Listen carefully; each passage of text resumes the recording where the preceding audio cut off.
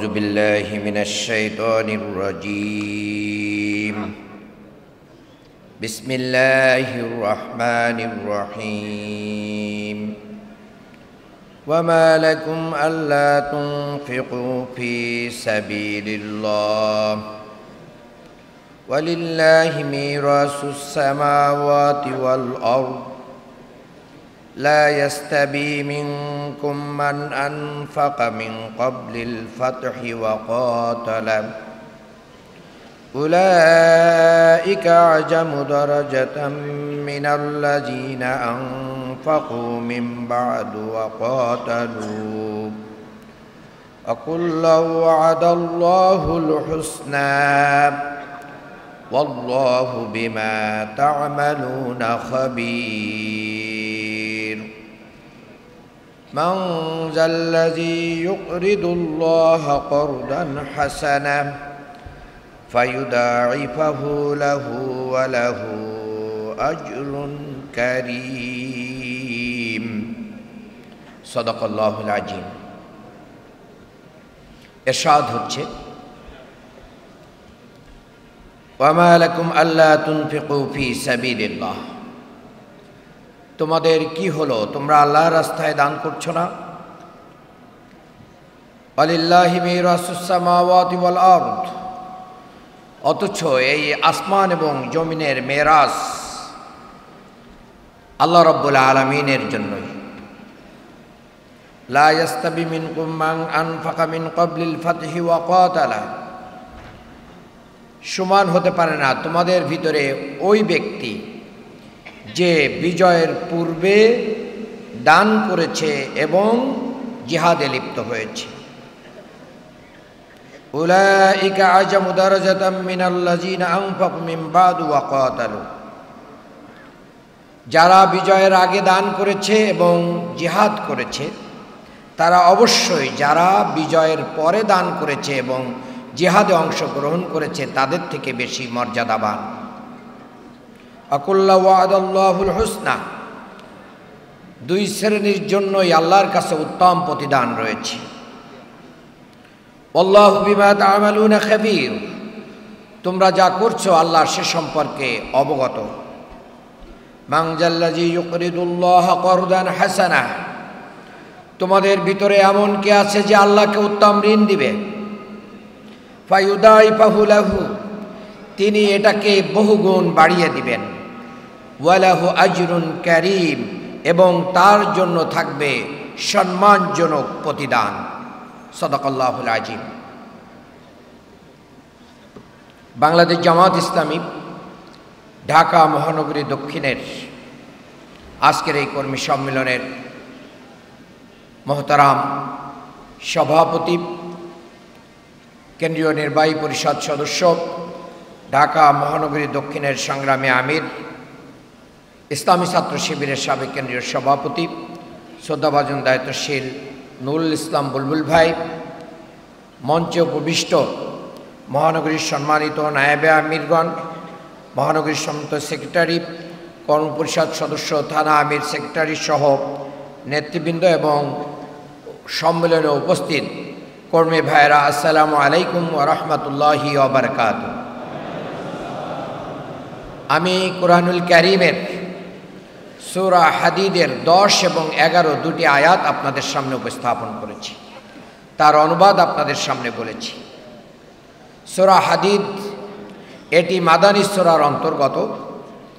এই সূরায় মাত্র 29টি আয়াত রয়েছে, 4টা রুকু রয়েছে।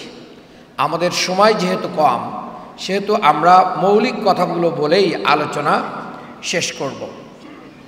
আল্লাহ রাব্বুল আলামিন মানুষের সাবধান করে দিয়ে, প্রয়োজনকে সামনে রেখে মানুষ যখন গাফেল হয়ে যায় তখন আল্লাহ বলছেন ওয়ামা আলাইকুম, তোমাদের কি হলো। তার মানে আমরা ঘুমিয়ে গেছি, আমরা বুঝতে পারছি না, আমরা শৈথিল্যতা প্রদর্শন করছি। সেই সময় আল্লাহ বলছেন ওয়ামা আলাইকুম, তোমাদের কি হলো। এই জাতীয় কথা কুরআনুল কারীমের অন্য জায়গায় আল্লাহ বলছেন ওয়ামা আলাইকুম লা তুকাতিলুনা ফি সাবিলিল্লাহ, অর্থাৎ যখন জিহাদ করার দরকার তখন যদি তোমরা জিহাদ না করো, বা আমরা না করি, তখন আমাদেরকে আল্লাহ বলছেন ওয়ামা লাকুম লা তুকাতিলুনা। আর যখন দান করা দরকার তখনও আল্লাহ বলছেন ওয়ামা লাকুম আল্লা তুনফিকু ফি সাবিলিল্লাহ।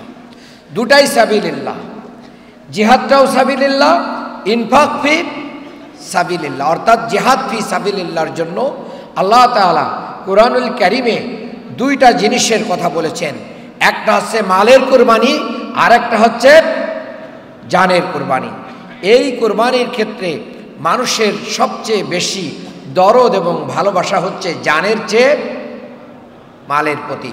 এই জন্য আল্লাহ তাআলা বলছেন ওয়ামা লাকুম আল্লা তুনফিকু ফি সাবিলিল্লাহ, তোমাদের কি হলো, তোমরা আল্লাহর রাস্তায় খরচ করছো না।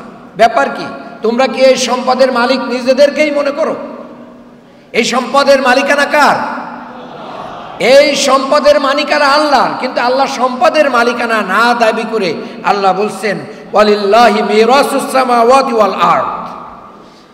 এই আসমান জমিন সৃষ্টির শুরু থেকে কিয়ামত পর্যন্ত এবং তারপরও সমস্ত এর ভিতরে যত সম্পদ আছে এর উত্তরাধিকারী কার? আমরা তো পিতামাতার মৃত্যুর পরে উত্তরাধিকারী হই, আর গোটা পৃথিবীর সম্পদ এই উত্তরাধিকার কারোর ভিতরে বন্টন হয় না, এটা একমাত্র কার হাতে? আল্লাহ রাব্বুল আলামিনের হাতে। এই জন্য আল্লাহ তাআলা সাবধান করে দিয়ে বলছেন তোমাদেরকে দান করতে বলছি, তোমরা কেন দান করছো না? অথচ আসমান এবং জমিনের পূর্ণ মালিকানা এবং এর যে ওয়ারিশ আমি নিজেই, কাজেই এই সম্পদটা আমি তোমাকে দিয়েছি। আমার প্রদান করা সম্পদ থেকে তোমার ব্যয় করতে এত বখিলি কেন, এত কার্পণ্য কেন, এত শৈথিল্যতা কেন? এই জন্য আল্লাহ তাআলা আমাদেরকে স্মরণ করে দিয়ে বলছেন ওয়ামা লাকুম আল্লা তুনফিকু ফি সাবিলিল্লাহ, তোমাদের কি হলো, তোমরা আল্লাহর রাস্তায় দান করছো না। এরপরে আল্লাহ তাআলা এক্সাম্পল দিচ্ছেন লা ইয়াস্তাবি মিনকুম মান আনফাকা মিন ক্বাবলিল ফাতহি ওয়া কাতালা। বিজয়ের আগে ইসলামী আন্দোলনের পক্ষে তাকবীর ধ্বনি দেয়া, পল্টন ময়দানে স্লোগান দেয়া, আর বিজয়ের পরে স্লোগান দেয়া, দুইটা কি এক? দুই ধরনের মানুষের ঈমান কি এক? এক হতে পারে না। ঠিক একইভাবে বিজয়ের আগে যারা দান করেছে আর বিজয়ের পরে যারা দান করেছে তারাও কি হতে পারে না। তারপরও আল্লাহ তাআলা এই দুই ক্যাটাগরির মানুষের সৎকর্মগুলোকে বলছেন তাদের প্রতিদান দুই পক্ষকেই আমি দিব। কিন্তু আল্লাহ তাআলা বলছেন যে উলাইকা আযামু দারাজাত, যারা বিজয়ের আগে জিহাদ করেছে এবং দান করেছে আল্লাহর কাছে তাদের মর্যাদা হচ্ছে অনেক উচ্চে। আল্লাহু আকবার। কাজেই যারা তিলে তিলে এই ইসলামী আন্দোলনকে, যে ইসলামী আন্দোলন, যেই বাংলাদেশ জামাত ইসলামী, ইসলামী ছাত্র শিবিরকে দীর্ঘ 15.5 বছরে আওয়ামী সরকার রাষ্ট্রীয় সমস্ত বাহিনীকে ব্যবহার করে ধ্বংস করে দিতে চেয়েছিল, সেই সময়ও যারা এই দিনের সাথে অ্যাটাচ ছিলেন, সক্রিয় থাকেন আর নিষ্ক্রিয় থাকেন, দান করেছেন, বাইতুল মাল দিয়েছেন, জরুরি ফান্ড দিয়েছেন, রাস্তায় এসে স্লোগান দিয়েছেন, তাদের মর্যাদা কখনোই 5ই আগস্টের পরে যারা কর্মী হবে এবং স্লোগান দেবে তাদের এক সমান হবে না। আবার 5ই আগস্টের পরে যারা হয়েছেন বা দান করতেছেন বা কর্মী হয়েছেন তাদের মন খারাপ করার কিছু নেই। আল্লাহ বলছেন দুই পক্ষকেই আমি উত্তম প্রতিদান দান করব। তার মানে আল্লাহ তাআলা এখানে ইনসাফ করছেন, আদল করছেন, যে আগে যারা কঠিন সময়ে, দুঃসময়ে ঈমানের পরে অবিচল ছিল তাদের ঈমানের সমান কখনো হতে পারে না। এই জন্য সাহাবা ইকরামের মর্যাদার ভিতরেও কিন্তু এটা রয়েছে যে যারা বদর যুদ্ধে অংশগ্রহণ করেছে, যারা উহুদ যুদ্ধে অংশগ্রহণ করেছে, যারা খন্দকের যুদ্ধে অংশগ্রহণ করেছে, যারা হুদাইবিয়ার সন্ধিতে অংশগ্রহণ করেছে, আর মক্কা বিজয়ের পরে যারা বিভিন্ন যুদ্ধে অংশগ্রহণ করেছে তাদের মর্যাদা কিন্তু এক নয়।